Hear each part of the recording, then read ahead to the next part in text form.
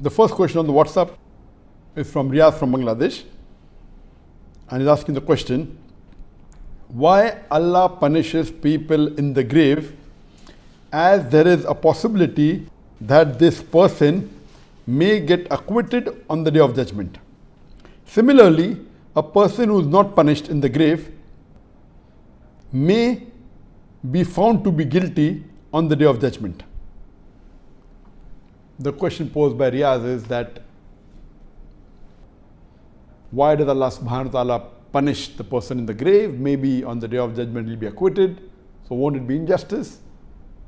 And maybe you may not punish a person in the grave and he may be held responsible on the Day of Judgment. So isn't this wrong?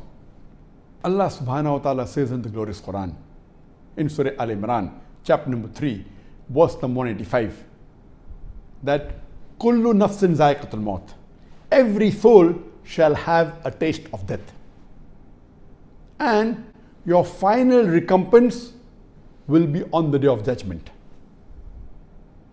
And anyone who is saved from the fire and is admitted into Jannah, into the garden, has achieved the purpose of this life. For this life is goods and chattels of deception. Here Allah subhanahu wa ta'ala in Surah Al-Imran, chapter number 3, verse number 185 is telling us that the final recompense will be on the Day of Judgment. That means the final hisab kitab, the final tally of the reward and punishment will be on the Day of Judgment. That means if you have to get a reward, you may get part in this dunya, in this world, part in the grave, part in the hereafter. Or if you have to get some punishment, you may get part in this world, part in the grave, part in the hereafter. But the hereafter is the final recompense. The final tally of all these three put together would be what you deserve as a reward or as a punishment. The question asked by Riyaz, that what if you're punished in the grave and on the Day of Judgment you are acquitted? So won't it be injustice? Or if you're not given a punishment in the grave and you're held responsible on the Day of Judgment, won't it be wrong?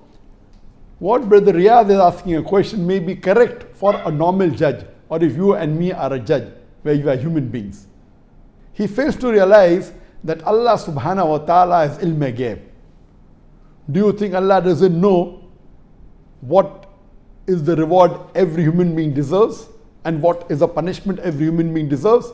For you and I, who are normal human beings, we may not be aware. Or if you and I are a judge, then we will not know until we hear the lawyers and we know what's happened. But Allah subhanahu wa ta'ala is Malik Yawmuddin. He is the master of the Day of Judgment. He has ilm ghaib. He has knowledge of the future. He knows exactly what will a person deserve as a reward and what will a person deserve as a punishment.